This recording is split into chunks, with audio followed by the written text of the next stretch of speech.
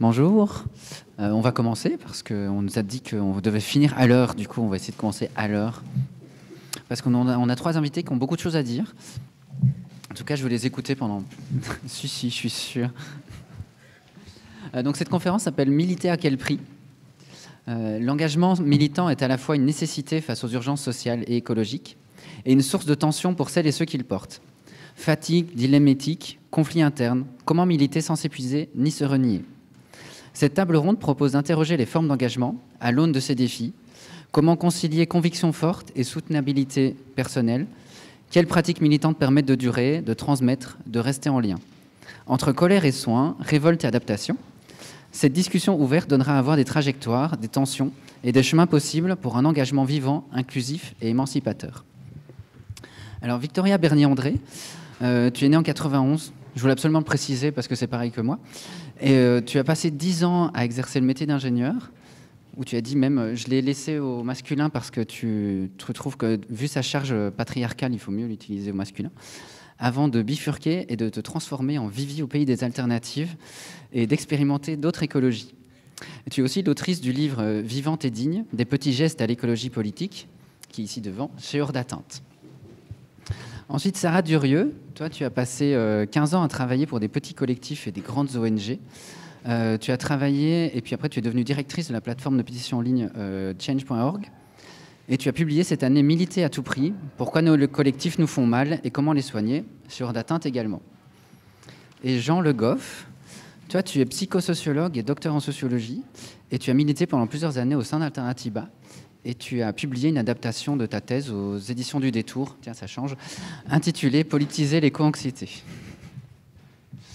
Et alors, du coup, dans vos livres, qui étaient très intéressants, vous mélangez quand même à des degrés divers des réflexions, des recherches, des lectures et des expériences personnelles. Et je vous ai présenté brièvement, mais j'aimerais que vous entriez un petit peu plus dans les détails sur quel est votre parcours militant, qu'est-ce que vous mettez justement derrière le mot militant, et pourquoi vous avez eu envie d'écrire un livre qui mélange justement pas mal de choses différentes. J'ai 2 micros, je vous laisse. Oui, ça marche. Ok, super. Ils sont énormes. Bonjour à tous et toutes. Merci pour cette présentation. Ok, donc pour un peu de la trajectoire militante. Tu parlais de Vivi au pays des alternatives. En effet, moi en 2019, alors vous avez peut-être entendu parler des mouvements de désertion, de bifurcation de l'ingénierie. On va y aller plus profondément après pour justement essayer de comprendre c'est quoi ce mouvement de désertion et en quoi il est pluriel et que c'est pas une identité propre, qu'il y a une seule façon de déserter, de bifurquer. On verra ça après. Mais du coup, en 2019, j'ai quitté l'ingénierie. Donc moi, j'étais dans l'ingénierie environnementale. J'avais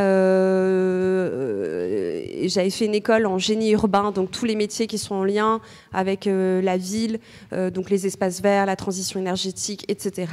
Et justement, c'est après y avoir été formée et en étant au cœur des institutions, notamment dans le service public, que j'ai bien vu qu'il n'y avait pas de volonté politique réelle de transformer en profondeur nos institutions pour être à la hauteur des questions écologistes, donc notamment la question de l'atteinte des limites planétaires. Mais aussi que ça s'ancrait, que l'atteinte des limites planétaires, ce pourquoi aujourd'hui il y a le branle-bas de combat au niveau des scientifiques du GIEC, les rapports climat, etc. C'est aussi parce que tout cela s'ancre dans un système de domination, dans un rapport colonial au monde, un rapport colonial blanc. Bourgeois, patriarcal, valide, etc. Donc, à ce moment-là, donc, tu posais la question de la militance.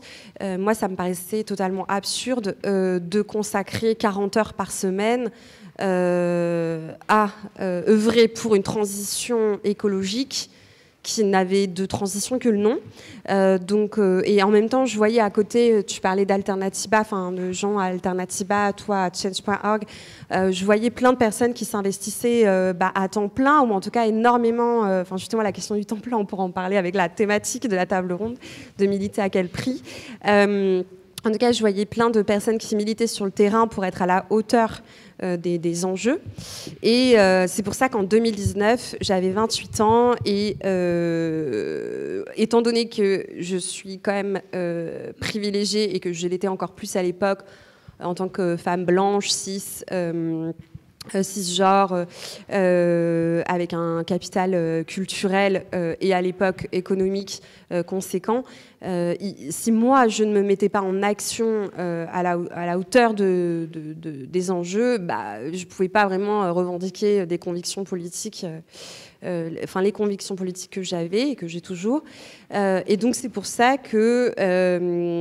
alors, je vais y aller vite pour laisser la parole j'allais dire mes camarades. Oui, mes camarades. Donc en fait, c'est pour ça que je suis allée sur le terrain, donc voir sur le terrain en fait, qu'est-ce que les habitants, les individus mettent en place dans leurs actions politiques collectives, notamment, dans les alternatives qui sont déployées, que ce soit dans la question de l'habiter, de la question de vivre ensemble, dans la question de l'alimentation, dans la question aussi de l'action militante, notamment contre les grands projets inutiles imposés, les industriels. Qu'est-ce que les individus mettent en place en dehors des institutions pour lutter justement contre les institutions?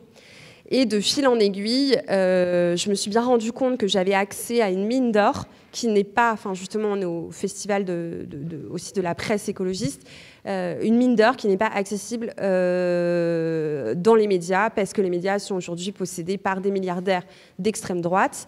Donc c'est pour ça que j'ai créé une chaîne vidéo de reportage autour de ces initiatives écologistes. Et en fait, je suis devenue journaliste sur ces sujets-là. Et à la fois militante, écologiste, donc ça me permet de coupler en fait la réalité du terrain avec aussi une posture informative. Et c'est comme ça que j'organise mon militantisme aujourd'hui.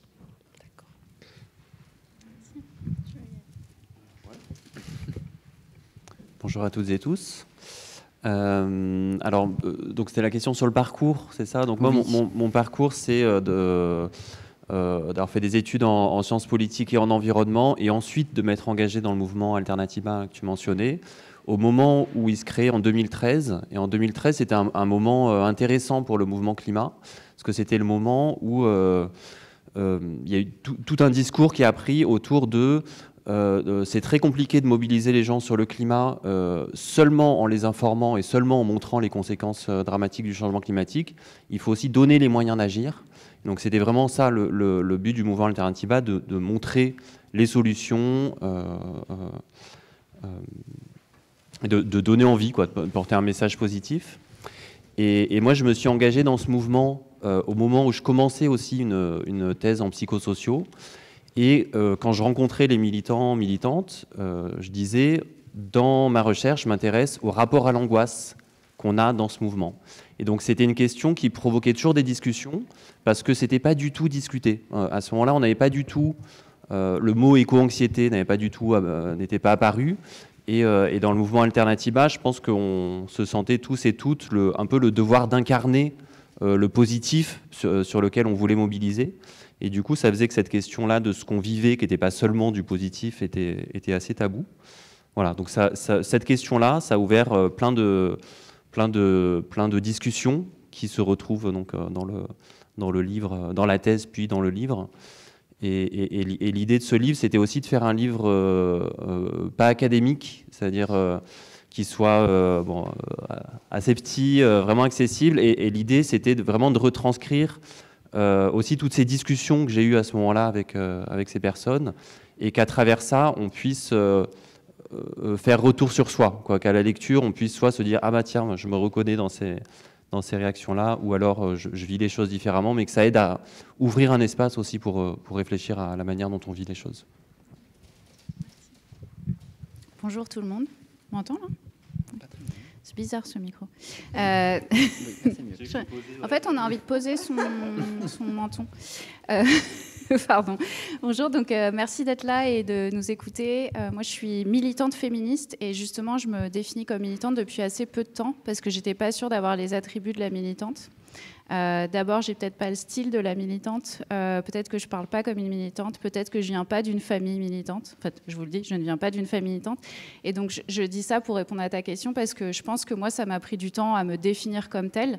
Et surtout parce que je pense que la chance que j'ai eue, c'est que moi, je suis arrivée au militantisme par mon travail. C'est-à-dire que j'ai fait des études pour vendre des savonnettes et il se trouve que j'ai eu un prof super qui m'a dit « Veux-tu vraiment vendre des savonnettes ?» Et j'ai dit non. Et donc j'ai fait un master de com politique et je me suis retrouvée à travailler dans des associations, d'ailleurs sur les questions environnementales et ensuite sur d'autres questions. Et moi, je me suis politisée au contact des militants et des militantes que j'ai accompagnés dans mon travail. Et je le dis parce que je pense que c'est aussi un peu l'enjeu pour moi, c'est qu'on peut toutes et tous être militants ou militantes et que c'est le cœur de mon travail. Notre question, c'est plus est-ce qu'on s'autorise à se revendiquer militant et militante, même si on ne rentre pas dans les codes de ce qu'est un militant ou une militante. Moi, j'ai eu la chance, mais vraiment, je le dis, de travailler chez Change.org. Alors, je ne dis pas ça pour faire la pub de Change, mais parce que mon job, c'était vraiment d'accompagner les gens qui lançaient des campagnes sur notre site. Et donc, j'ai eu la chance de travailler sur les questions d'accès à l'éducation pour les enfants handicapés, de la question des pesticides et des projets industriels inutiles, sur la question des violences sexistes et sexuelles, et j'en passe. Et donc, je pense que cette politisation, elle a fait de moi une militante parce que j'ai vu par le témoignage des gens que j'accompagnais qui étaient directement concernés par ces problématiques, ce que ça voulait dire. Et je pense qu'il y a eu pour moi un avant et un après quand j'ai arrêté de travailler chez Change.org et où j'ai commencé à m'engager en tant que militante au-delà de mon travail aussi. Et où je pense j'ai passé beaucoup plus de temps aussi dans les espaces militants à essayer de trouver quelle était la place acceptable pour moi. Je ne vais pas aller trop dans le détail, mais je pense que moi, ce qui m'intéresse dans notre travail, c'est qu'est-ce que c'est être militant ou militante? Est-ce que c'est de trouver des gens avec qui on est d'accord ou est-ce que c'est d'aller chercher des gens qui ne savent pas encore qu'ils sont d'accord avec nous? Et moi, je pense que c'est la deuxième réponse. Et donc, c'est ça qui m'intéresse et je dirais qu'aujourd'hui, c'est pour ça que je milite. C'est de se dire comment est-ce qu'on fait de nos espaces non seulement des espaces où nous, on s'émancipe, où on gagne des batailles politiques, mais aussi où on crée un espace d'accueil et de soins dans un monde qui est de plus en plus violent et difficile. Voilà. Et du coup, pourquoi tu as voulu écrire un livre justement sur le sujet? Ah oui, j'ai oublié la question. En fait, j'ai voulu écrire un livre parce que j'ai franchement fait ma lettre d'adieu au militantisme à un moment donné où j'en pouvais plus. Et je réfléchis. En fait, j'ai commencé à la réflexion sur ça puisque en travaillant chez Change.org, j'étais quand même dans une société qui a été créée dans la Silicon Valley, qui est une société qui empruntait beaucoup en fait au code capitaliste et néolibéraux. Et je me disais, mais en fait, comment est-ce que ça imprègne nos mouvements militants? Et je voyais qu'on mettait beaucoup plus de valeur sur des mouvements massifs, sur des gens qui avaient plein de followers sur les réseaux sociaux, sur le fait de devenir hégémonique, par exemple, pour ne donner que cet exemple, mais aussi un rapport très transactionnel, en fait, au militantisme, où on pense toujours à ce qu'on peut obtenir des gens plutôt qu'à ce qu'on leur permet de développer. Et donc, j'ai commencé cette réflexion sur, en fait, il y a un truc qui ne me va pas, j'ai l'impression que je me crame, et est-ce que ça ne vient pas d'être d'une culture, finalement, capitaliste, et puis, en tirant le fil, d'une culture patriarcale, et aussi d'une culture raciste et de suprématie blanche. Et je pense que là, c'est un peu des grands mots, mais finalement, moi, ce qui m'intéresse, c'était d'explorer c'est quoi les symptômes de cette culture, ça se montre comment dans le quotidien militant qu'on a, pour aussi aider à politiser ça. Et moi, je pense qu'un des grands enjeux et une des grandes peurs que j'ai eues en écrivant, c'était tout le monde va se dire « Oh, la pauvre, elle fait ouin-ouin parce qu'elle est fatiguée de militer alors que le monde s'effondre ». Et finalement, je pense que l'idée de ce livre, c'est aussi de creuser c'est pas une question de ouin-ouin, c'est une question de comprendre en fait comment on emprunte à ces codes qui nous écrasent, qui nous dominent dans nos espaces militants aussi. Et finalement, est-ce qu'on peut vraiment lutter contre cette culture quand on la reproduit dans nos espaces? C'était ça qui m'intéressait d'explorer. Et donc ce livre, pour moi, c'était pour éviter d'arrêter de militer. Voilà.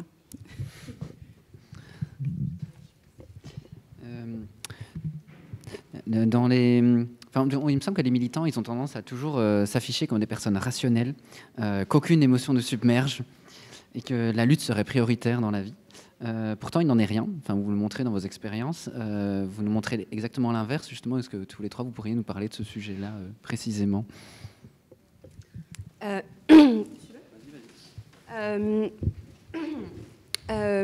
Oui, bah, c'est intéressant la question de la rationalité versus l'émotionnel. Pour poursuivre un peu, en fait, ce que je trouve intéressant aussi, ce qu'on s'est dit, c'est que en préparant la table ronde, en se disant qu'on allait intervenir ensemble, c'est que on parle pas des mêmes endroits. On parle de la même chose, mais pas des mêmes endroits, et du coup, on en parle différemment. Moi, je m'organise plutôt dans les milieux anti-autoritaires, dits anarchistes, donc proches d'une écologie qu'on peut dire radicale ou intersectionnelle. Et en effet, quand on regarde, par exemple, les figures anarchistes de la Belle Époque, il y avait quelque chose de très rationnel. En fait, on milite jusqu'à l'échafaud, et au moment où les anarchistes sont mis à mort, on continue de porter allégeance à la cause. Dans quelque chose de, finalement, on n'est même pas ému par le fait qu'on va quand même se faire tuer. Et donc, il y a cette dimension sensible qui était déjà à l'époque de la Commune de Paris, etc., donc déjà présente, cette culture virile. Et en fait, on la retrouve aujourd'hui aussi dans des pratiques de lutte, par exemple dans les milieux antifa, dans les milieux anar, dans une pratique de lutte nécessairement offensive, mais qui va être aussi reproduire du virilisme, des logiques patriarcales, des logiques aussi validistes, des logiques racistes, parce que qui peut se permettre d'aller se faire tabasser par la police et se faire mettre en garde à vue, avoir un procès, etc. Et aussi la question de rationalité versus sensibilité, c'est clairement une culture patriarcale à l'endroit où la logique féministe, c'est justement de remettre du sensible. Tu parles de violence sexiste et sexuelle. Pourquoi il y a autant de violences sexistes et sexuelles? C'est bien parce que la dimension du sensible n'existe pas. C'est-à-dire qu'il y a une culture de la domination, de l'extractivisme, où l'autre va être considéré comme un objet, donc dans quelque chose de très froid, en fait. Et c'est là où on va s'accaparer les corps, s'accaparer les terres, etc. Du coup, la question, c'était émotion versus rationalité. Bah oui, il y a ces réalités qui s'entrechoquent. Et justement, je pense que notre travail, c'est d'essayer de contrevenir à ça.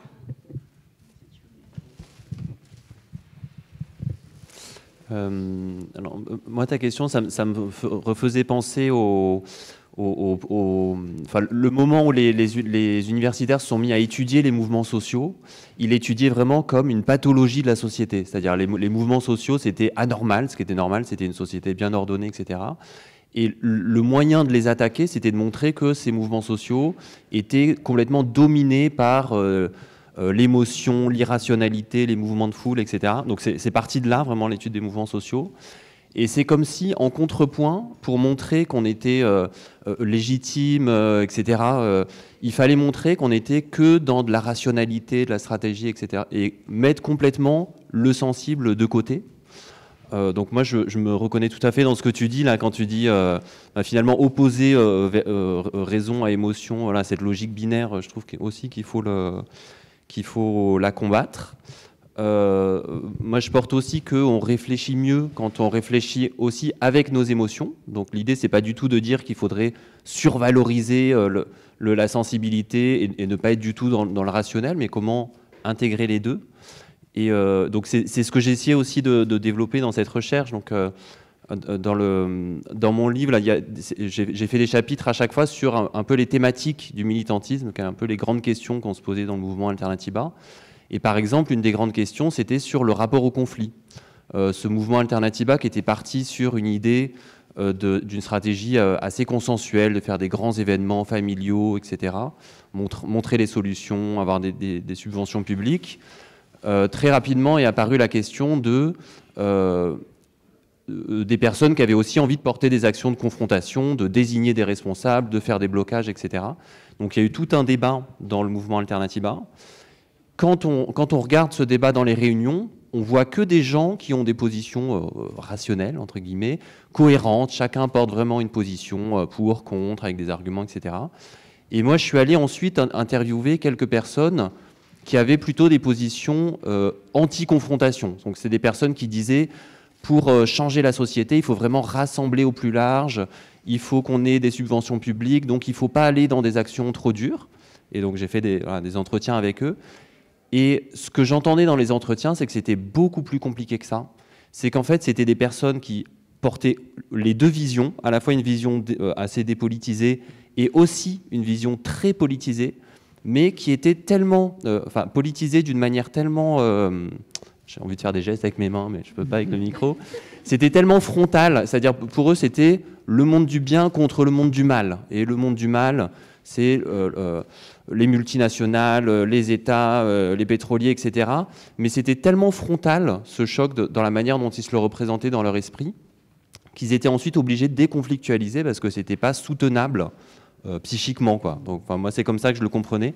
C'était que leur réticence à l'égard de la confrontation dans Alternativa, qui n'était pas une confrontation hyper intense, mais c'est que c'était tout de suite trop angoissant, quoi. Donc, voilà. Donc ça, pour donner un exemple de ce que je trouve que ça apporte de rentrer dans, par exemple, on a chacune notre rapport au conflit. Il y a des personnes qui trouvent ça angoissant, il y a des personnes que ça soulage, l'idée du conflit, il y a des personnes que ça excite.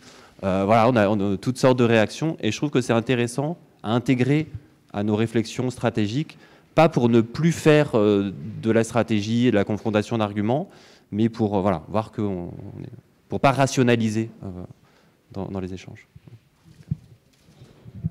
Vous avez à peu près tout dit, donc je voulais peut-être ajouter quelque chose sur raison-émotion. C'est aussi d'ailleurs un thème que je traite dans le livre avec cette même perspective que tu décrivais tout à l'heure, finalement c'est aussi un rapport très patriarcal à la société. Raison-émotion, ça vient de notre tradition philosophique, nos chers amis sans E, qui ont imaginé ça.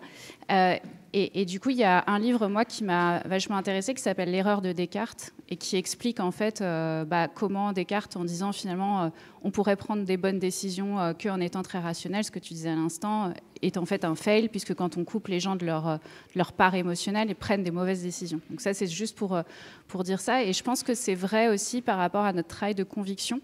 Donc je souscris à tout ce qui a été dit, et pour ajouter peut-être une autre dimension, je pense qu'on a tendance aussi en tant que militants et militantes à savoir qu'on a raison. Je dis ça en riant, et être convaincu que notre seul travail est de répéter à l'infini à quel point on a raison et à quel point on a les chiffres et à quel point, regardez, c'est nous qui avons raison.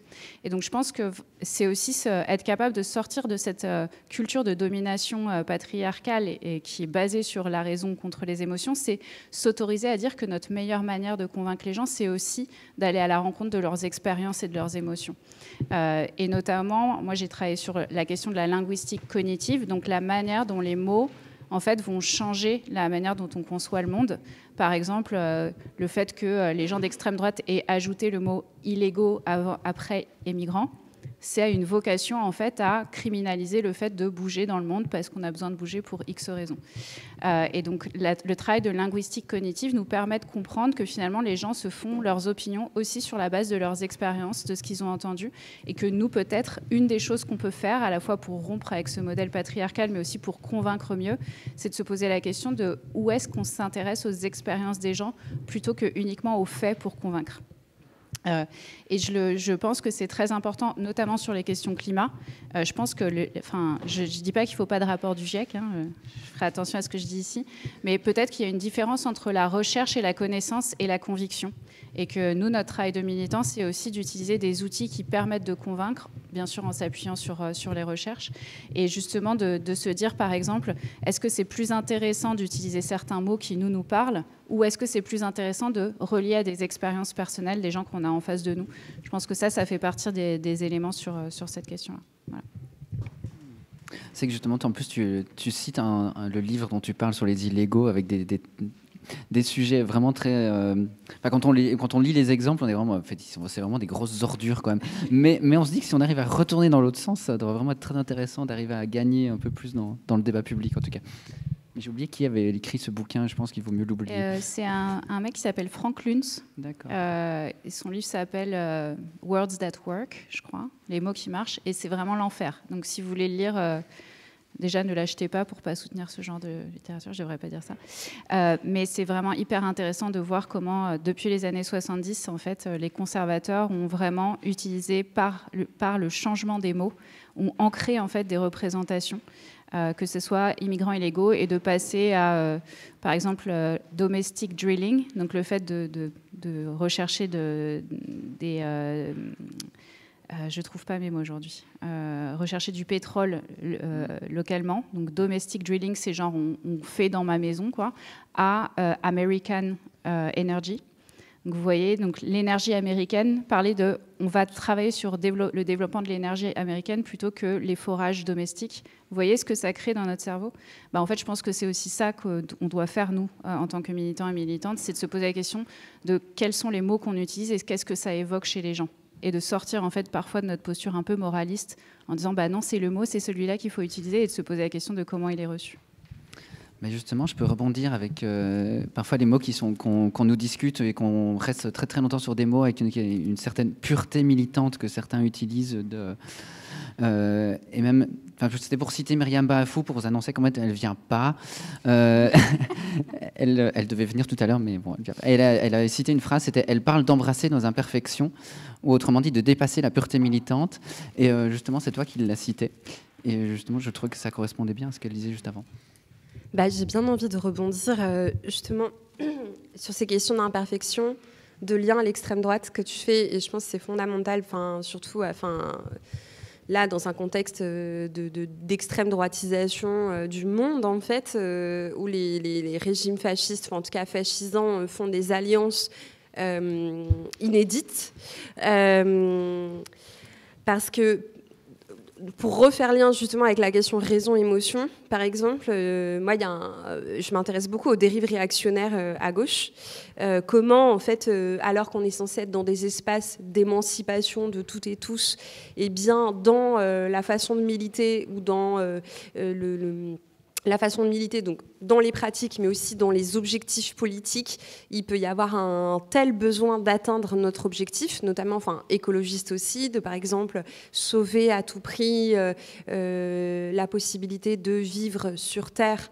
En fait, avec ce type de raisonnement, aussi de focus sur la vie, le vivant, et donc de ne pas avoir une pensée intersectionnelle de l'écologie et de revenir aux conditions d'existence, de matériel, on peut avoir des pensées fascistes qui vont se développer, des pensées réactionnaires. Je pense notamment, moi, du coup, comme j'étais dans l'ingénierie, je me suis investie dans des collectifs donc, de désertion de l'ingénierie et de critique de la technologie. Et il existe dans les critiques de la technologie des pensées réactionnaires. Donc on peut se dire au début, c'est bien de lutter contre l'industrie, de lutter contre la tech, etc., parce que c'est polluant, c'est extractiviste, c'est colonial, etc.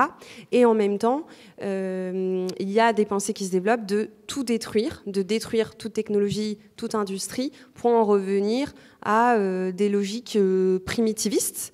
Ça existe vraiment, ce genre de pensée, notamment dans les espaces anarchistes, où il va y avoir vraiment la lutte avant tout. Et du coup, il peut y avoir des pensées politiques qui vont être on détruit tout, il y aura beaucoup de morts, des millions de morts, mais au moins on réussira à préserver le vivant sur Terre. Et du coup, quel type de vivant sur Terre? C'est souvent des mecs, des blancs et des personnes valides. Sur la question, donc c'est en lien avec l'extrême droitisation. Et par exemple, il y a un collectif qui s'appelle Antitech Résistance, sur lequel on fait de la veille antifasciste avec des camarades, justement qui promeut cette idée-là. Et sur son site internet, c'est vraiment écrit « Nous allons privilégier la raison face à l'émotion ». Et c'est écrit noir sur blanc. Et du coup, je trouve que quand on... moi, par exemple, quand j'ai découvert les initiatives écologistes, je pensais que l'écologie, c'était un tout uniforme, qu'il n'y avait pas différentes pensées écologistes. Je pensais qu'on était tous d'accord, hein. Vraiment, j'étais naïve, mais c'est normal quand on débarque. Et j'ai vu petit à petit des signaux. Et je vous invite, vous, quand vous allez dans différents espaces, il y a des signaux en fait qui montrent qu'il y a des choses qui vont pas. Et notamment ce truc de raison versus émotion, le sacrifice, on va tout faire pour la lutte. Il faut sauver la lutte des classes avant la lutte féministe, la lutte écologiste avant la lutte antiraciste. Ça, c'est red flag. Un peu comme dans les dates, hein. Ne faites pas ça.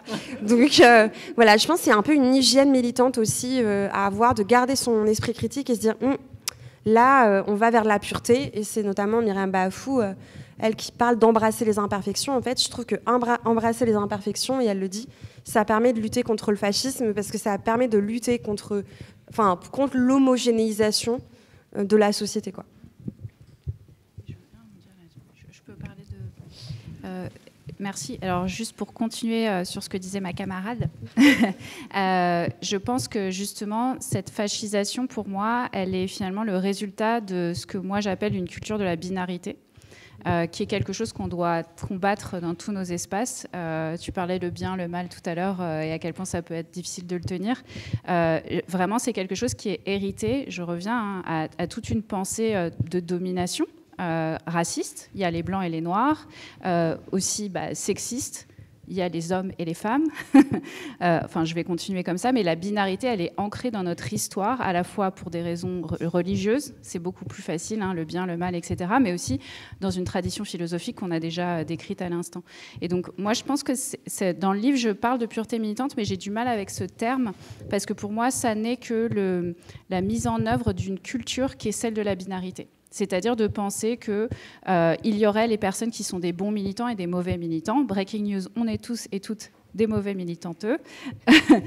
Mais aussi, il y aurait ce qui relève finalement de stratégies acceptables ou inacceptables. Et moi, je pense que c'est un vrai danger. Et en tant qu'écoféministe, il faut qu'on se pose la question de qu'est-ce qu'on apprend de nos écosystèmes. C'est que leur force, c'est leur diversité. Et donc, moi, j'ai très peur, en fait, de la disqualification permanente qu'on voit des stratégies des uns et des autres. Et je dis, alors peut-être que ça va à l'encontre de ce que toi, tu penses, mais qu'on a besoin de réformistes et de révolutionnaires, que les deux approches sont complémentaires et importantes. De la même manière, je pense qu'on a besoin d'avoir des petites victoires et pas uniquement d'attendre le grand soir. Et donc, moi, je le vois, cette pureté militante, elle se traduit par une forme de maximalisme. Donc, on gagne quelque chose, mais l'ensemble de l'espace militant passe plus de temps à célébrer ce qu'on a gagné, plus de temps à casser le fait qu'on n'a pas tout gagné plutôt que de dire on a déjà gagné ça. C'est quand même aussi une stratégie cynique qui nous fait perdre. Je rappelle que l'extrême droite française n'a pas passé le deuxième tour depuis 20 ans. Et moi, j'aime bien me rappeler ça.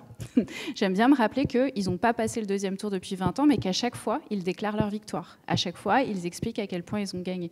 Donc cette pureté militante, pour moi, elle se joue aussi dans ce maximalisme.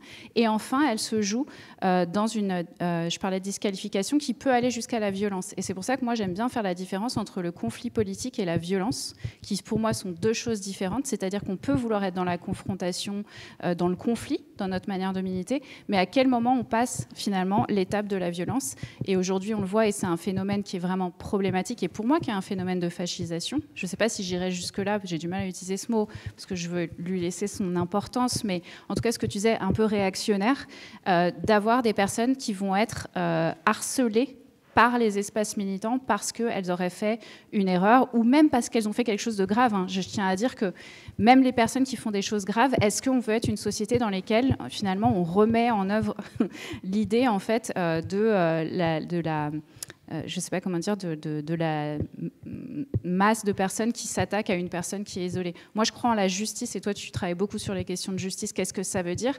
Et pour moi, la justice, en fait, c'est aussi se poser la question, qui peut être la prochaine personne à vivre ça? Et en fait, ce qu'on voit aujourd'hui dans les espaces militants, et en particulier quand on milite sur les réseaux sociaux, c'est qu'en fait, tout le monde a peur.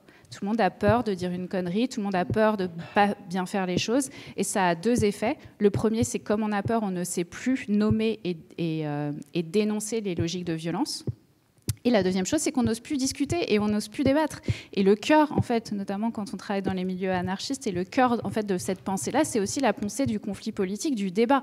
Donc si on n'a plus cet espace-là, en fait, là, en effet, on va vers des logiques réactionnaires.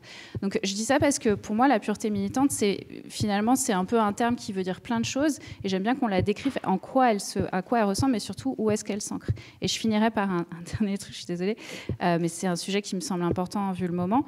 C'est le fait que aujourd'hui, on a aussi une nécessité tu parlais d'alliance, de faire la différence, et je cite Olivier Besancenot qui a dit cette phrase que je trouve fantastique, qui dit en fait, il faut faire la différence entre nos camarades, des gens qui ne sont pas nos camarades, mais qui ne sont pas non plus nos opposants. Et aujourd'hui, c'est vraiment ce à quoi on fait face, c'est qu'en fait, on est dans une montée du fascisme qui fait qu'on a nécessité de repenser nos alliances et d'accepter qu'on ne va pas être d'accord sur tout, qu'on ne va pas tout faire pareil, mais en fait de trouver les choses qui nous rassemblent, à la fois dans nos espaces politiques, mais aussi avec les gens qu'on va essayer de convaincre. Ça me semble assez fondamental. D'accord. Mais justement, en plus, quand on milite même avec des gens qui, du coup, apportent leur traumatisme dans les milieux militants, c'est en partie ce que toi, tu as questionné, en tout cas chez les militants climat, il me semble. Comment est-ce qu'ils font avec leurs émotions pour arriver à militer et à les dépasser, ou un autre mot? Alors, moi, je ne suis pas trop allé sur la question du traumatisme, mais plutôt de la subjectivité. Enfin, voilà, enfin... je vais prendre ta question comme ça, quoi. Comment donc chacun dans le mouvement militant vient avec son histoire, sa sensibilité, ses angoisses, ses défenses, son inconscient, ses projections, etc. Qu'est-ce qu'on fait de ça? Donc en fait, il y a un peu deux grandes options. On peut s'en défendre. Donc s'en défendre, c'est quand on n'a pas envie de regarder ce qu'on est en train de vivre, et donc on le remet un peu dans les oubliettes de la conscience. Et on peut s'en défendre de plusieurs manières. Donc sur les questions écologiques, on parle beaucoup du déni. Donc le déni qui est une manière de ne pas voir les menaces. Alors ça, on peut moins voir ça chez les militants, mais je pense qu'on est quand même tous et toutes aussi un peu engagés dans ces mécanismes-là. Il peut y avoir la projection. La projection, c'est mettre chez l'autre ce qu'on n'a pas envie de voir chez soi. Et ça c'est complètement en lien avec ce que vous disiez là sur les logiques binaires. C'est-à-dire que la logique binaire, elle nous protège aussi parce qu'on peut s'identifier à... je peux m'identifier au bon militant. Donc le bon militant, il est toujours conscient, il est toujours... il est entièrement cohérent, etc. Donc si par exemple je sens en moi... de l'inconscience, de l'insouciance, une envie de ne pas penser au changement climatique, une envie de prendre un week-end. En fait, il y a des militants qui se culpabilisent beaucoup de ça, parce que ça attaque la vision du bon militant, etc. Et donc ça, on va le placer chez l'autre. Donc ça peut créer comme ça des représentations du monde où moi, ce que je ne peux pas voir chez moi, je le mets chez l'autre. Et du coup, on observe aussi dans par exemple des actions de sensibilisation où la personne qu'on dit avoir envie de sensibiliser, en fait, elle est toujours renvoyée au fait qu'elle est la mauvaise personne, l'a pas convaincue, etc. Et donc, consciemment, on se dit on veut la mobiliser, mais en fait, ce qu'on est en train de faire, c'est toujours de la renvoyer au fait qu'elle ne fait pas ce qu'il faut. Je force le trait, parce que je trouve que c'est intéressant de comprendre ces logiques qui sont bien sûr pas tout le temps à l'œuvre. J'ai perdu le fil de ta question. Donc c'est un peu qu'est-ce qu'on fait de la subjectivité. Donc moi, ce qui m'intéressait, c'était de voir un peu qu'est-ce qu'on fait sans s'en rendre compte. Voilà, donc un peu tous ces mécanismes dont on ne se rend pas forcément compte. Qu'est-ce qu'on fait sans s'en rendre compte? Ça peut être aussi... Alors, une des défenses très répandues dans le monde militant, c'est être dans une activité constante qui permet de ne jamais tourner le regard à l'intérieur. Voilà, ça, c'est aussi quelque chose qui est très lié avec l'épuisement militant, aussi avec des manières d'agir qui sont moins dans la collaboration, plus rigides, quoi. C'est une protection contre l'angoisse. Voilà, être tout le temps en mouvement pour ne pas être en contact avec de la tristesse, avec du découragement, etc. Donc quand on fait ça, on ne se dit pas, par exemple, ah bah tiens, je suis en train de me défendre contre mon propre désespoir. Ah, ça, c'est la reconstitution. Mais ça peut être vécu comme, si je m'arrête, mais même un week-end, si je m'arrête, tout va s'écrouler. Tout repose sur mes épaules. Personne ne va le faire à ma place. Donc ça, c'est des choses moi aussi, j'ai ressenti ça. Voilà, quand je mets un peu en lumière ces processus-là, c'est pas pour les attaquer, les critiquer, parce que c'est des choses qui nous traversent. Mais je trouve que c'est intéressant de s'en rendre compte pour justement repérer un peu, comme tu disais, les red flags. Donc je reprends sur ta question. Donc qu'est-ce qu'on fait de la subjectivité? Donc voilà, il y a tout ce qui ressort comme ça des défenses qu'on fait sans s'en rendre compte. Et puis il y a tout ce qu'on fait qu'on pourrait nommer de l'élaboration, c'est-à-dire de la mise en forme de ce qu'on ressent, de ce qu'on vit, et qui là est pour le coup plus conscient. Et dans le monde militant, ça c'est hyper important, c'est toutes les mises en mots, toutes les mises en actes, en symboles, en rituels. Donc par exemple, si on pense aux Daïn, donc les Daïn qui sont un répertoire d'action hérité des luttes sur le sida, et c'est le fait que tous les militants, les militantes s'allongent pour symboliser la destruction à l'œuvre, les morts à venir, les morts passées, voilà, la perte. Et donc les Daïn, si on le fait simplement comme une stratégie pas incarnée, ça n'a aucun intérêt. Mais ce qui est intéressant, c'est que c'est aussi habité par les militants et les militantes. C'est des moments de silence, c'est des moments où on est allongé, où on est dans ses pensées, mais ensemble. Donc voilà, c'est comme ça des moments qui sont hyper importants, je trouve aussi, de mise en travail de ce qui nous traverse et d'en faire un temps collectif. Non, c'est bon. Je connais ce qu'elle dit, donc je lui dis ton truc. Oui. En fait, non, mais ça me parle beaucoup la question de la question aussi de comment on s'émancipe. Tu avais posé ce mot tout à l'heure, la question des espaces de soins, la question du rituel. Du coup, moi, mes espaces de militants, c'est des espaces où souvent on vit ensemble. On va avoir des activités qui ne sont pas seulement l'organisation d'un événement, mais ça va être l'organisation de vie collective aussi. Finalement, un peu comme le métier que je faisais avant, mais là, à l'échelle communautaire et plutôt hors institution. Et c'est vrai qu'on arrive avec énormément de verve dans ces espaces. Il y a quelque chose à sauver. En fait, il y a aussi cette question de tu parlais des traumatismes avec lesquels on arrive dans les milieux militants. En vrai, on est tous traumatisés, tout le monde.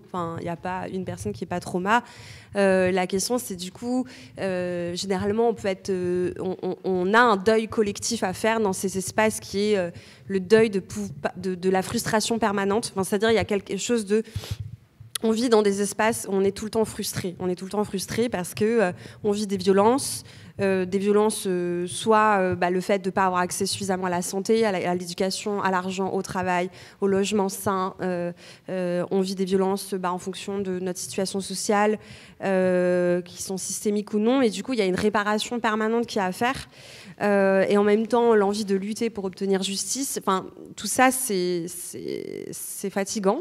Et ça fait que comment dans nos espaces qu'on partage, soit pour des moments temporaires ou des moments de vie, plusieurs mois, etc. ensemble, on peut créer des pratiques qui nous réparent.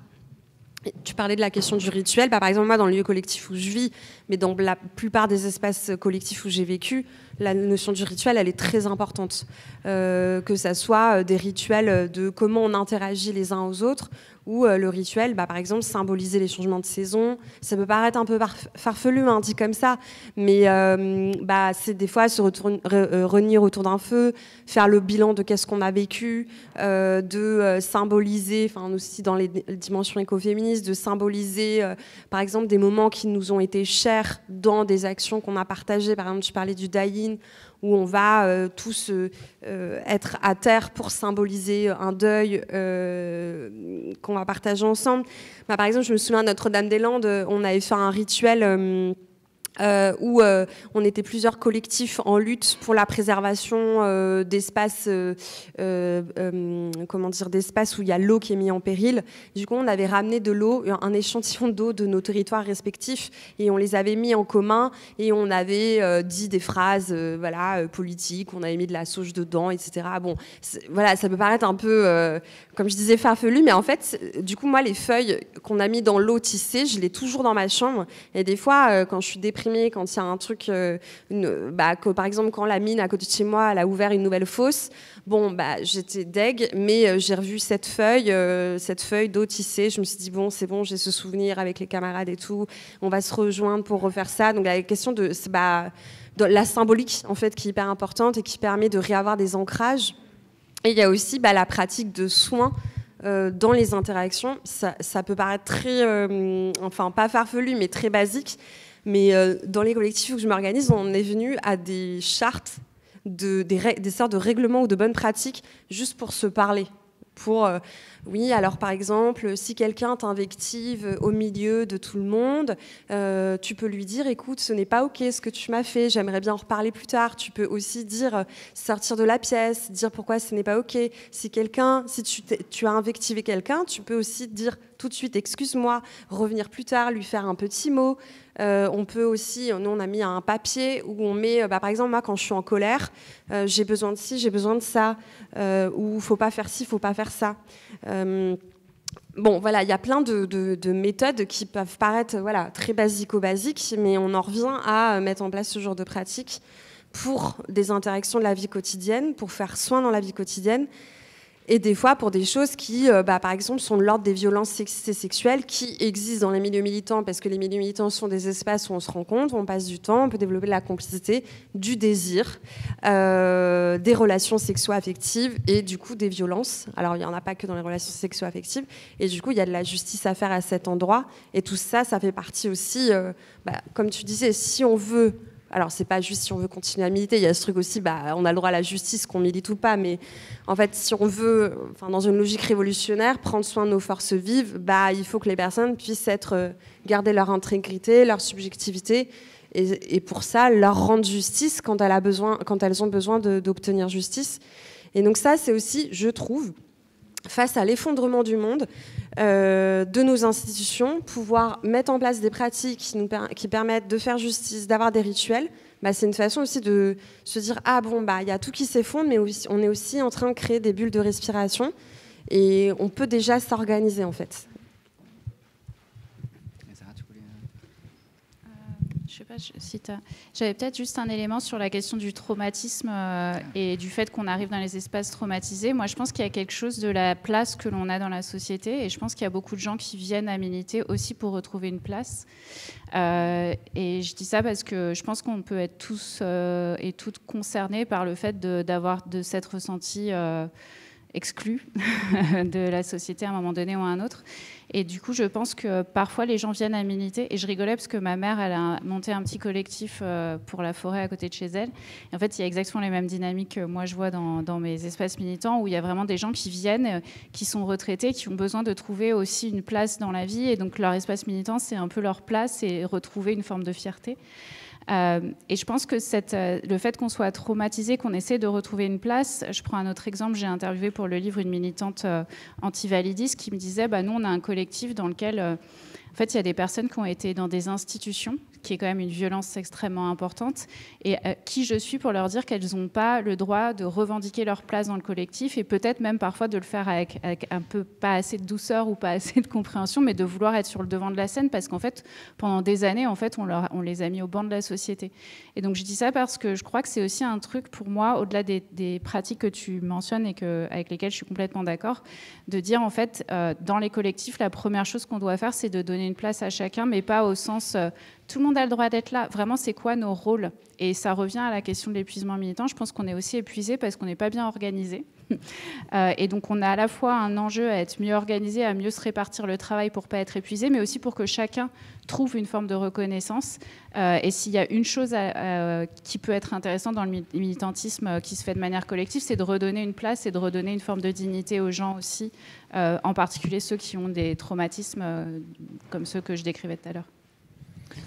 Mais d'ailleurs, est-ce que vous avez d'autres idées de choses qui permettent de durer, de transmettre et de justement rester en lien dans les milieux militants et vous en citez plusieurs dans vos livres. Est-ce qu'il y en a par lesquels vous commenceriez justement pour garder les militants dans les milieux?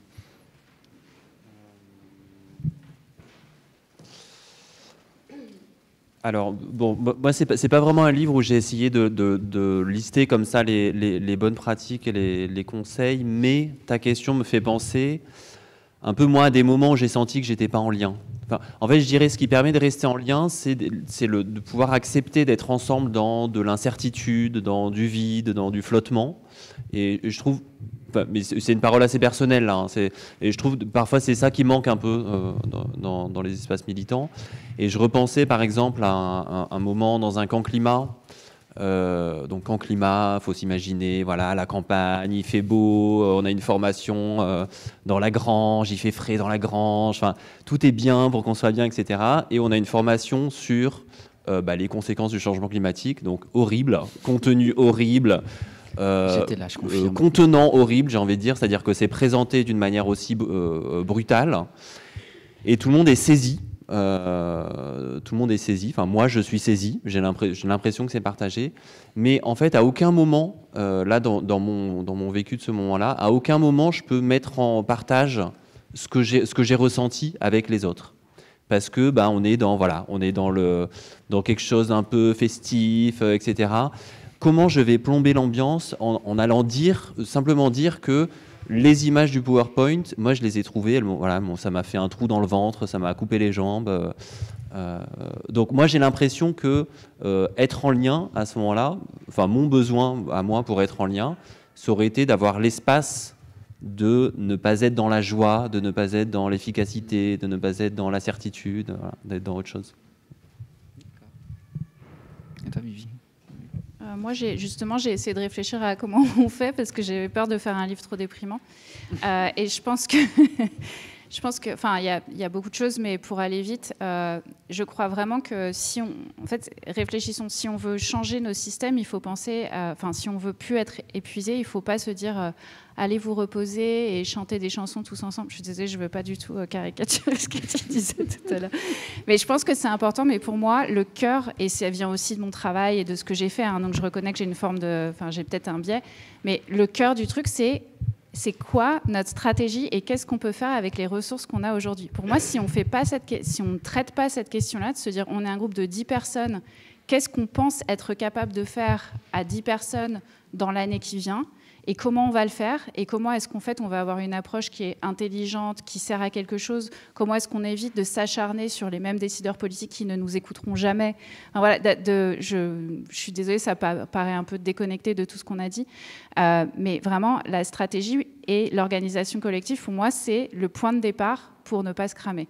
Si vous allez dans un boulot et que vous vous cramez, que vous avez un burn-out, c'est parce que vous avez trop de boulot, c'est parce que c'est mal organisé, on ne sait pas qui fait quoi. Enfin, en fait, vraiment le cœur pour moi de la lutte contre le burn-out militant, c'est la question de la stratégie et de l'organisation, en particulier dans ce contexte où en fait, on ne peut plus juste réagir à ce qui se passe. Enfin, il faut vraiment qu'on soit maître de notre destin militant, si je peux dire ça comme ça. Ça me semble fondamental. La deuxième chose avec ça, c'est ce que tu disais.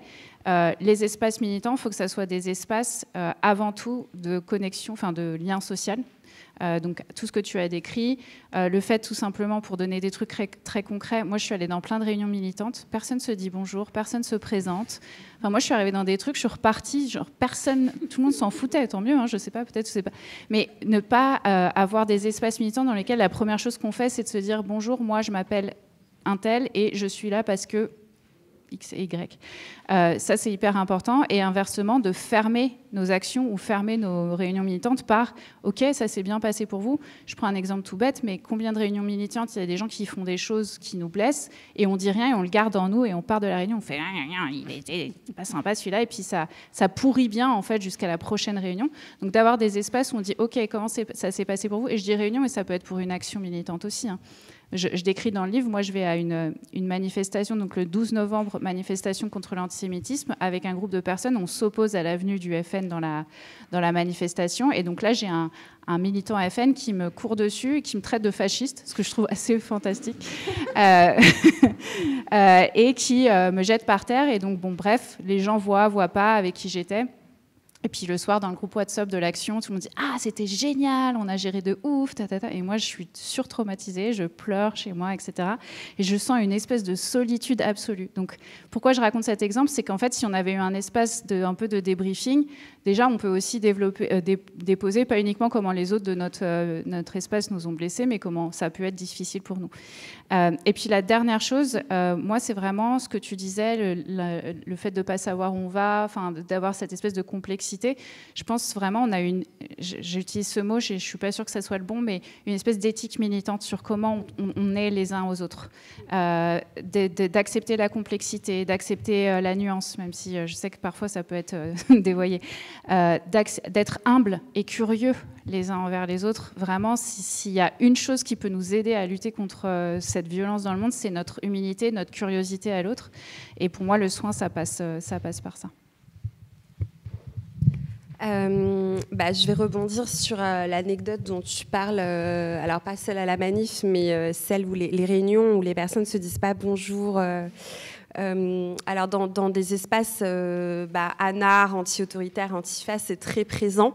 Même des fois, on se regarde pas dans les yeux, on chuchote. Alors, je pense que c'est lié à deux choses. C'est lié. Alors moi, c'est pas du tout mon style. Moi, j'adore parler fort, faire des blagues, dire bonjour aux gens, leur demander comment ils ont dormi et tout.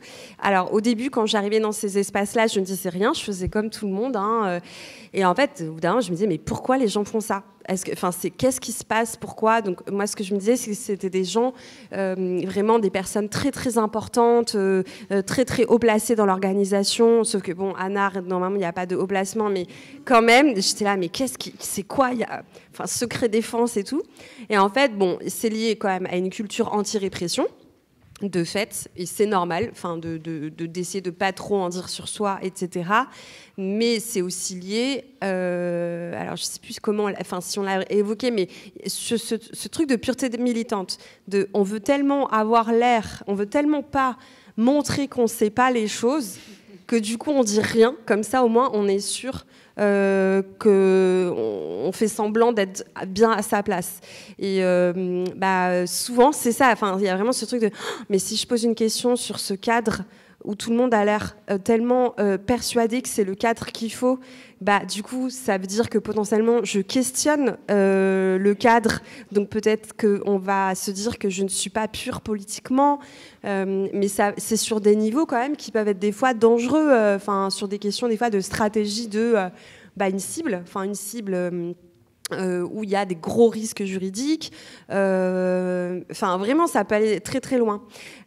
Du coup, vraiment, moi maintenant que je me sens plus à l'aise dans ces espaces et que j'ai beaucoup d'amis, c'est pour ça qu'il y a aussi la question de la puissance des amitiés, la puissance de l'intimité. Du coup, moi, dans mes espaces, il y a aussi une logique internationaliste ou interculturaliste où, du coup, on s'organise avec des militants qui ne sont pas sur la France hexagonale et qui se moquent de nous parce qu'ils nous disent, mais franchement, les Français, ou en tout cas les habitants sur l'hexagone, vous êtes vraiment... vous êtes hyper... pas prudes, mais... Vous faites peur, quoi. On peut pas vous parler, on peut pas se parler, on peut pas faire des blagues, on peut pas aller chez les uns les autres. Et du coup, moi, j'essaye de m'inspirer de ça maintenant, de vraiment de parler de ma vie, de parler de mes problèmes, de me rendre accessible, en fait, pour essayer de casser ce truc de « Ah, mais en fait, si, on peut avoir des analyses politiques hyper basées, hyper développées, énormément d'expérience, etc., tout en étant hyper chill et de parler on s'est pas bien réveillé ce matin, et on s'est trompé sur un truc. Ouais, c'est ça, ce truc de l'humilité. Moi, j'essaye beaucoup dans mes espaces c'est peut-être un peu socialisé en tant que meuf, mais de me remettre en question. Alors, ça peut avoir des écueils, parce que les manipulateurs, ils adorent ça, les personnes qui se remettent en question. Mais je trouve que c'est quand même important d'accepter, de dire « Ah, je me suis trompée ».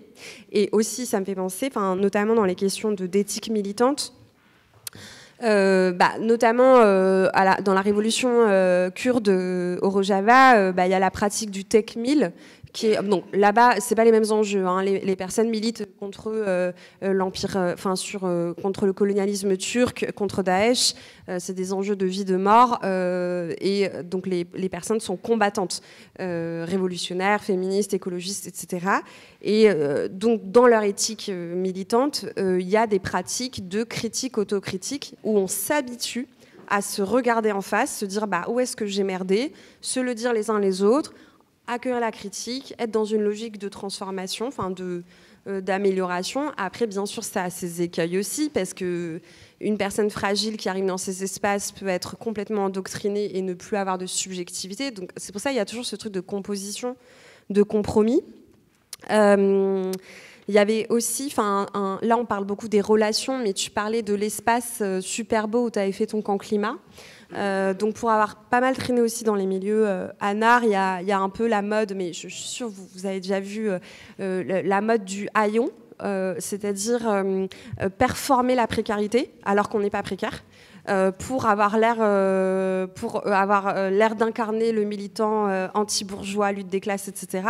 Myriam Bafou, elle en parle beaucoup dans ses travaux en disant mais il n'y a que les bourgeois qui peuvent se permettre de jouer aux pauvres parce que en fait quand on subit du classisme, du racisme, etc. En fait, il faut qu'on ait l'air entre guillemets intégré parce que sinon c'est resubir une violence. Enfin, on peut pas se permettre de jouer aux pauvres et du coup, moi, je croyais que c'était vraiment... Enfin, au début, quand j'étais dans ces espaces, j'étais là, bon, ok, faut que j'ai l'air... faut pas que je me lave les mains, sinon c'est bourgeois. Enfin, des trucs... Du coup, à la fin, les gens sont malades. Enfin, c'est trop bizarre comme truc. Et donc, après, avec donc des copains, on est parti de... Enfin, avec des camarades, on s'est dit non mais c'est vraiment n'importe quoi, c'est trop bizarre. On a découvert un concept politique qui s'appelle le luxe communal. Et donc on s'est dit super, on va utiliser ce concept, parce que dans les milieux de gauche on fait souvent ça, hein. Des fois pour justifier des comportements individuels, on va trouver un concept, on va dire oui je fais ça parce que politiquement j'ai vu ça. Bon, des fois c'est juste qu'on a la flemme et du coup on va parler de paresse politique, etc. Bref. Donc sur le luxe communal, pour le coup, ça je trouve ça vraiment intéressant, c'est l'idée d'avoir des espaces beaux, salubres, vraiment la salubrité, d'autant plus, je parle de ça pour aussi les milieux squats, ou d'autant plus dans des espaces, une société où l'hôpital public est en train de s'effondrer, les cancers, les pollutions environnementales, tout ça, du coup, d'autant plus, il faut qu'on se forme aux pratiques de soins psycho-émotionnels. Il faut qu'on sache faire de la plomberie, de l'électricité. Faut qu'on, recréer des espaces de confort hors du système capitaliste, et du coup aussi penser à comment on crée des espaces qui sortent de la propriété privée, comment on crée de la camaraderie, comment on ouvre la porte de chez soi pour s'accueillir les uns les autres. Enfin, du coup, le luxe communal sous plein de formes. Et ça aussi, c'est des pratiques de soins. Parce que pour moi, il y a vraiment surtout de la dignité. Il y a la dignité interindividuelle, mais d'avoir des espaces dignes, quoi. Voilà, un petit complément. D'accord. Là, ça fait 1 heure qu'on parle. Est-ce que vous avez envie de prendre la parole ?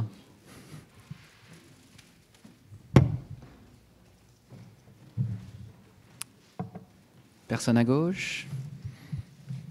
Toujours personne à gauche ? J'ose pas dire l'autre mot. Mais allez-y, le micro est très confortable. oui, parce que Carla Bruni nous a laissé la bonnette, du coup on en profite.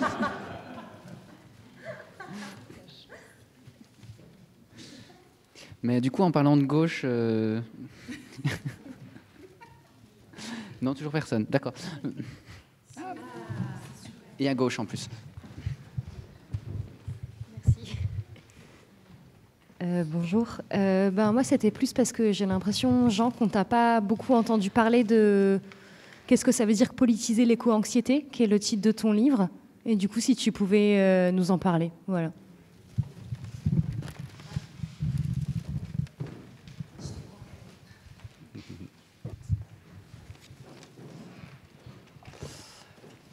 Très bonne question. Je crois que c'est un titre qui dit mon rapport très ambivalent à ce mot d'éco-anxiété. En fait, j'ai fait ma recherche entre 2013 et 2020, à un moment où, au début, ce mot-là n'existait pas. Donc, on était dans un moment où, comme je disais, dans le milieu écologiste, on ne parlait pas de nos angoisses, voilà, fallait être positif, etc. Je force le trait, hein, mais c'était un peu l'air du temps. Et après ça, vers 2018-2019, il y a ce mot éco-anxiété qui est apparu. Donc moi, j'ai vu plein de gens de ma famille, des amis, m'envoyer des articles en me disant « Tiens, regarde, on parle de ton sujet ». Donc il y a une partie de moi qui se disait « Ah bah super, il y a quelque chose qui est en train de s'ouvrir dans les conversations ». Et il y a une autre partie de moi qui se disait « Pas super », parce qu'en fait, les articles sur l'éco-anxiété, les livres sur l'éco-anxiété ont souvent la même structure, c'est définition, symptômes, mesures, traitement. Et c'est vraiment, et c'est très très enfermant. Et je pense que plus le fait donc en fait je me suis dit pour publier sur mon sujet, ce serait quand même bête de ne pas utiliser ce mot qui est le mot avec lequel dont les gens se saisissent pour parler de ce qui les traverse. Donc moi j'avais cette posture là il faut reprendre ce mot là qui est le mot qu'on utilise, mais comment le reprendre d'une manière qui sorte de cet imaginaire complètement gestionnaire voilà, comme si on allait tous être gestionnaires de nos émotions. Et il faudrait mesurer, définir précisément est-ce que je suis éco-anxieux, est-ce que je ne suis pas éco-anxieux. Voilà, donc moi, ce n'est pas ça qui m'intéresse. Ce qui m'intéresse, c'est faire le lien entre la négativité, on pourrait dire, de tous les sentiments qu'on met aussi derrière éco-anxiété, mais qui sont l'angoisse, la tristesse, le désespoir parfois, le découragement, mais aussi l'amour du vivant, l'attention portée aux autres, etc. Voilà. Faire le lien entre tout ça et les questions politiques, les questions qu'on se posait dans le mouvement Alternatiba et que se posent aussi d'autres mouvements sur qu'est-ce que c'est la responsabilité, qu'est-ce qu'on vise entre l'individu, le collectif, l'intermédiaire, le rapport au conflit, j'en ai parlé, comment on s'organise, comment on concilie horizontalité, verticalité, à quel moment on veut être inclusif, à quel moment on veut être efficace, enfin, toutes ces questions qui sont des sujets pas forcément des sujets de tension, mais il y a des polarités, il y a des options différentes, il y a du débat. Et moi, ce que je défends dans ce livre, c'est que tout ça, c'est en rapport avec les émotions. Donc, pour moi, c'est ça que ça veut dire politiser l'éco-anxiété.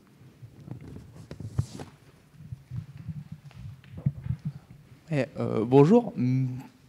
Merci pour la discussion. Je me demandais depuis tout à l'heure, on parle de militer, mais ça veut dire quoi, militer, ou juste... voilà. On a peut-être une définition différente tous. Ouais. Franchement, c'est la meilleure question. C'est celle par laquelle on aurait dû commencer. Franchement, je crois que, comme beaucoup de mots, tout le monde y met quelque chose de différent. Donc, on peut tout à fait discuter l'origine, la racine du mot qui vient de militaire, mais je ne sais pas si c'est très intéressant. Moi, je dois reconnaître que je vous ai dit, je me suis reconnue comme militante assez récemment. Avant, je me disais activiste. Et je pense que ce que pour moi, activiste, c'est parce que j'ai aussi été beaucoup dans des milieux anglo-saxons où on utilisait, en fait, ça vient de activism, et c'est l'idée d'action par des personnes concernées. Enfin, le mot activism, c'est des actions par des personnes concernées sur un sujet qui leur tient à cœur, quoi, en gros. Et donc, c'est l'action directe des personnes concernées à l'inverse de l'action par des corps intermédiaires. Vous voyez ce que je veux dire? Des associations qui représentent des gens. Et donc, comme je travaillais beaucoup avec des gens directement concernés, je me disais, bon, moi, je me reconnais plus dans cette idée de je suis concernée par un problème et j'agis. Et je suis arrivée au militantisme parce que j'ai commencé à passer plus de temps dans des espaces politiques collectifs qui se retrouvent comme collectifs. Donc moi, c'est ça la différence que je fais, entre guillemets. Pour moi, le militantisme, c'est on se reconnaît comme faisant partie d'un tout, que ça soit une organisation ou une cause. C'est pour ça que je me dis militante féministe, par exemple. Alors que pour moi, l'activiste, c'est une personne qui agit, mais peut-être moins avec cette dimension politique et collective. Je sais, c'est ma définition, mais voilà.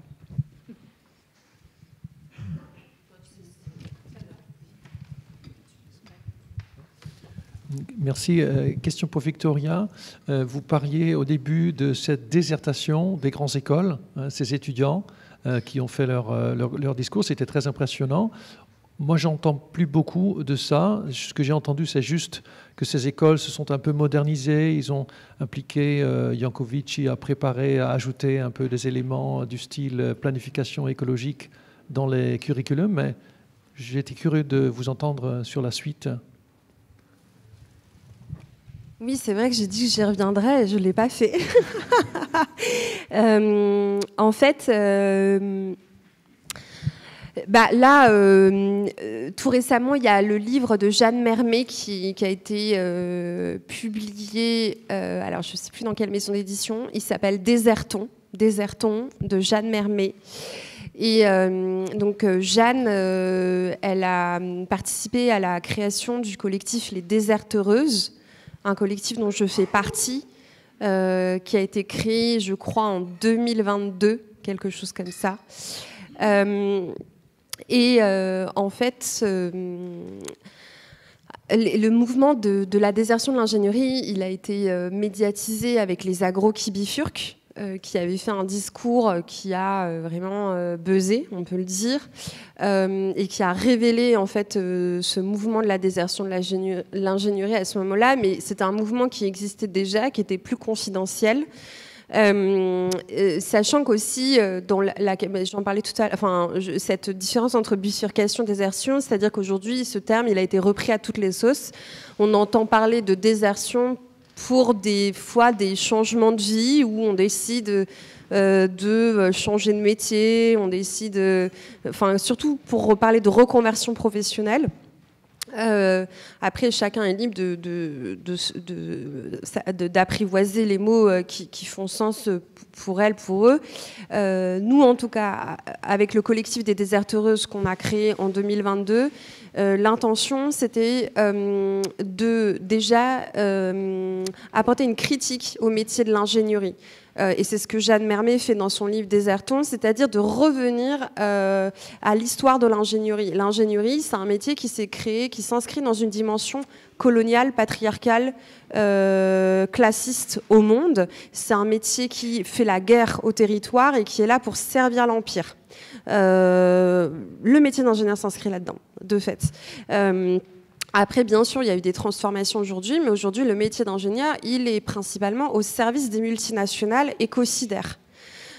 On peut évidemment être ingénieur et trouver, il y a des fois des espaces un peu niches, on peut avoir des impacts positifs au sens social, environnemental, sur les écosystèmes, le monde, etc. Mais c'est assez rare.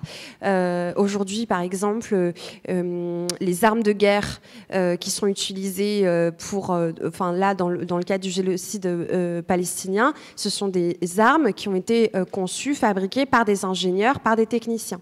Donc, en fait, nous, avec les déserteuses, on a voulu apporter une critique de ce métier-là.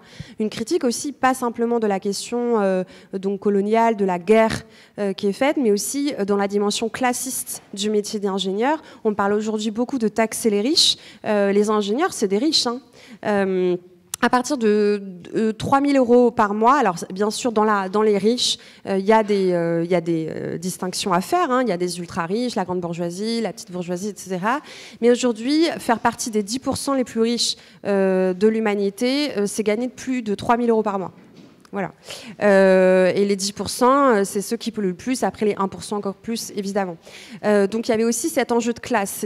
C'est-à-dire, quand on devient ingénieur, on a un rapport aussi classiste au monde, au sens où on va administrer la population en marchant main dans la main en décidant main dans la main avec, moi c'est ce que je faisais quand j'étais ingénieure, je décidais avec les élus, mais à des échelles très hautes, de comment on allait administrer la population, comment on allait transformer leur habitat. Et du coup, c'est pas du tout de la démocratie. Il y a eu un vote, mais en soi, c'est pas du tout de la démocratie. Du coup, on voulait apporter cette critique-là avec les déserteuses et aussi, quand on parle de désertion, donc c'est de déserter la guerre sous toutes ses formes pour en rejoindre une autre, c'est-à-dire rejoindre le camp adverse et donc être dans une logique militante, c'est-à-dire, mais dans le militantisme, c'est ce que tu disais, c'est pas forcément aller faire des manifs tous les week-ends, mais c'est s'inscrire dans la création d'alternatives collectives. De luttes collectives qui vont subvertir les privilèges de l'ingénieur, c'est-à-dire de subvertir la notion de classe, de subvertir la notion patriarcale, donc être aussi investi dans des dynamiques féministes, de subvertir aussi la question de la race, où l'ingénieur, c'est la dynamique coloniale, blanche, etc. Donc aller aussi soutenir des luttes décoloniales, contre la guerre, etc. Et aujourd'hui, les déserteuses, nous, on s'investit énormément là-dedans. On a un collectif où on essaye on se met à disposition des personnes qui veulent justement quitter leur métier, etc., d'ingénieur, pour leur... c'est un peu aussi ce que j'ai fait avec mon livre, mais ça ne s'adresse pas qu'aux ingénieurs, mais c'est aussi pour montrer, voilà un peu l'écosystème des alternatives et des luttes qui peuvent exister à un moment donné, pour accélérer le travail et rejoindre directement une occupation ou un truc qui pourrait vous correspondre. Vous pouvez déjà avoir un état des lieux plutôt que d'être un peu perdu dans ces univers qu'on ne connaît pas. Voilà. On a aussi, avec les déserteuses, fait beaucoup d'interventions dans les écoles, en collaboration avec les élèves, dans des espaces comme ici. Mais après, il ne faut pas se leurrer. C'est-à-dire que les écoles, c'est comme les institutions. C'est-à-dire qu'aujourd'hui, elles sont financées par l'État, donc par le gouvernement, aujourd'hui qui est droite, extrême droite, par les multinationales, où c'est des actionnaires droite, extrême droite. Du coup, il n'y a pas de raison que les écoles d'ingénieurs changent. En tout cas, ce qu'on peut faire, c'est aller dans ces espaces pour pouvoir inciter les élèves qui sont en voie de politisation à aller faire autre chose. Après, se pose aussi la question de la classe, de qui déserte, dans quelles conditions, pour retrouver quelle subsistance économique. Ça, c'est des choses qu'on essaie de travailler aussi avec le collectif. Mais du coup, n'hésitez pas à vous procurer Désertons de Jeanne Mermet.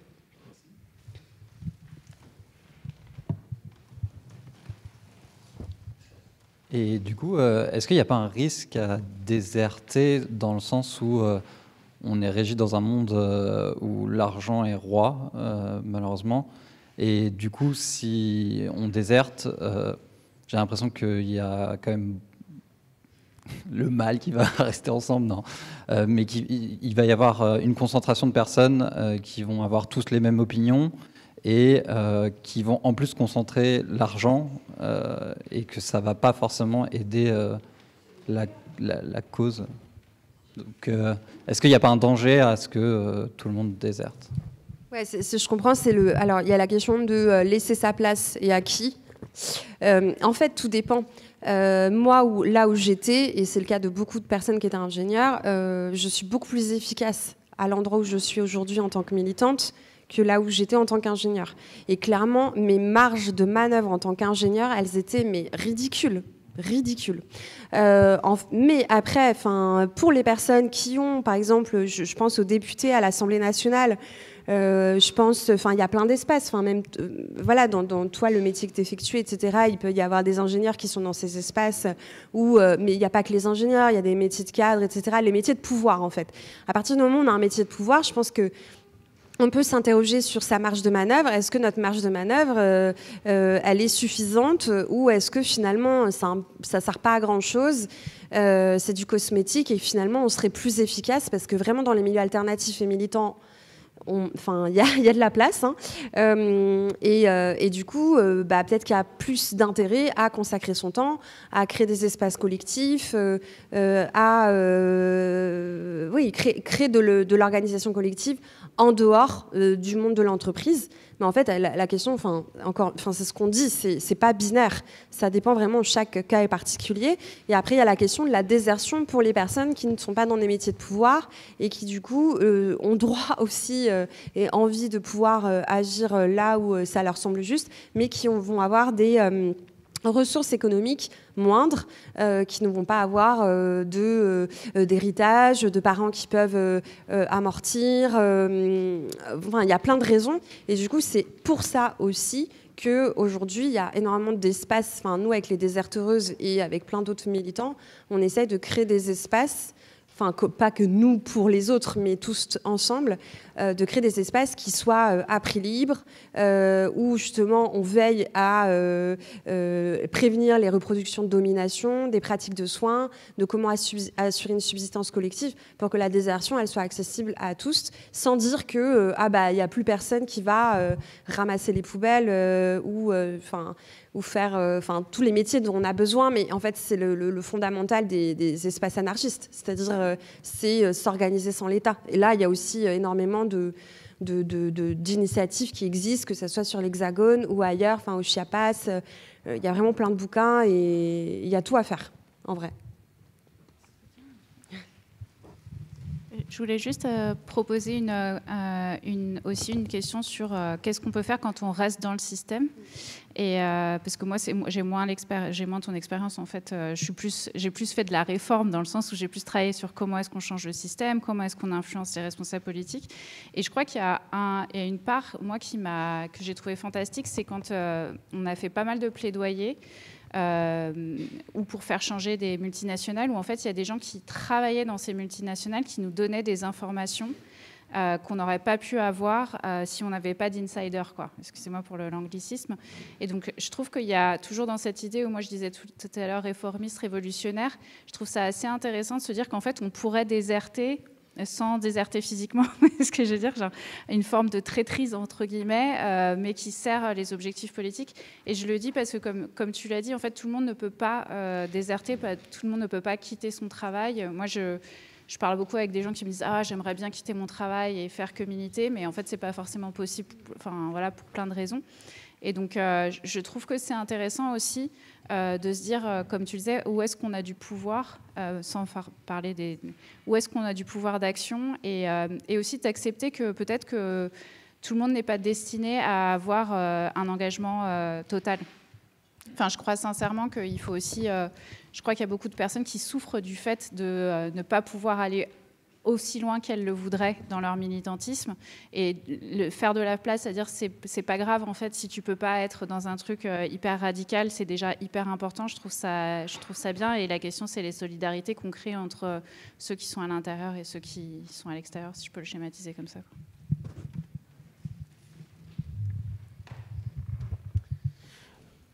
Wow. Merci beaucoup. Je change totalement de sujet. Vous avez beaucoup parlé du fait de s'organiser, de trouver des manières de s'organiser qui permettent de militer avec du soin. Enfin voilà. Et je trouve que c'est très important aussi de poser les principes de pourquoi on agit et pourquoi on s'organise d'une telle manière ou d'une autre. De poser le fait que on veut travailler ensemble et que c'est pour ça aussi qu'on s'engage et que on n'est pas dans une asso ou dans un collectif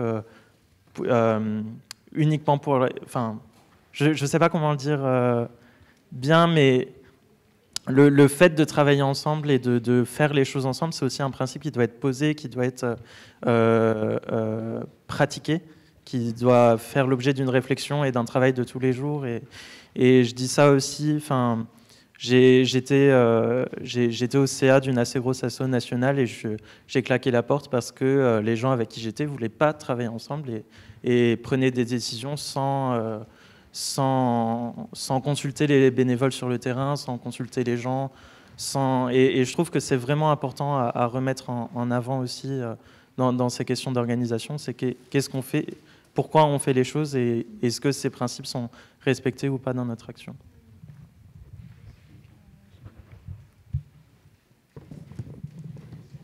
Non, c'est pour ça, on trouve... Enfin, moi, je suis d'accord avec vous, donc j'ai rien à ajouter. Mais s'il y a quelque chose que vous vouliez absolument dire, que vous n'avez pas dit depuis tout à l'heure, et qu'elle vous tenez... Est-ce que vous y tenez vraiment à le dire ? Moi, j'aimerais bien, mais je ne sais pas exactement. Non, mais c'était juste pour rassurer la personne. Enfin, c'est partout. Hein. Enfin, vraiment, je pense à LFI, je pense à Urgence Palestine. Enfin, dans tous les collectifs, c'est ça. Enfin, donc voilà, c'était juste pour dire que tu n'es pas seule. Moustan, est-ce que vous avez vraiment quelque chose que vous dites dans vos livres ou que vous avez envie de partager, parce qu'il nous reste 4 minutes exactement pour le partager actuellement.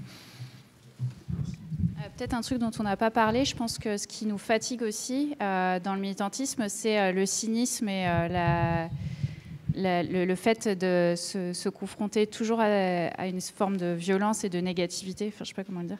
Alors sans partir en mode « oui, tout le monde va bien, on fait comme si ça n'existait pas », je pense qu'on a vraiment un travail à faire pour en fait se parler des choses qu'on réussit, célébrer nos victoires même si elles sont minimes, et aussi de faire des espaces militants, des espaces où on s'amuse. Et je pense qu'il y a, en tout cas moi je le vois revenir beaucoup dans des manifestations, dans des collectifs où en fait le militantisme, et ça rejoint un petit peu ce que tu disais, faire ensemble, c'est pas juste faire pour la cause, c'est aussi trouver des espaces où on se fait du bien à être ensemble. Et donc j'avais juste envie de dire que je pense que c'est aussi le fait de scroller indéfiniment sur les mauvaises nouvelles et d'être dans une forme de cynisme et se dire ouais, de toute façon ça sert à rien, c'est tous des vendus. Enfin, je sais pas si, mais enfin, je crois que c'est important de croire. Et moi, je travaille sur une campagne qui s'appelle Ma voix, mon choix, sur le droit à l'avortement en Europe. Et en fait, on a pris la décision que cette campagne serait une campagne joyeuse, alors qu'on parle quand même, enfin, la raison pour laquelle on fait cette campagne, c'est que partout en Europe, il y a des femmes qui meurent parce qu'elles n'ont pas accès à un avortement, ou des personnes qui meurent parce qu'elles n'ont pas accès à un avortement. Et en fait, enfin, je sais pas comment dire, mais juste que dans notre plaidoyer, en fait, on a fait des t-shirts où il y a écrit Reproductive Right Fairies. Donc une fairy, c'est une fée. Et donc en fait, on va voir les parlementaires européens et on leur donne un t-shirt rose avec écrit les fées des droits reproductifs et on les prend en photo. Et en fait, on assume complètement un espèce de truc presque surjoué, hein, je le reconnais, mais qui nous permet de pas parler uniquement de toutes ces personnes qui meurent, mais aussi de cette joie qu'on a à agir ensemble et aussi de... Je sais pas comment dire, c'est aussi un truc pour... On parlait de déserter, de désarmer. J'en parlais avec une militante. Je pense que ce qu'on doit faire, c'est aussi désarmer. Et pour désarmer, c'est de se dire, en fait, on va désarmer le cynisme, on va désarmer la violence par une forme de... je sais pas, un peu une forme de candeur et de joie et d'espoir. Je pense que ça peut aider aussi à lutter contre la fatigue militante.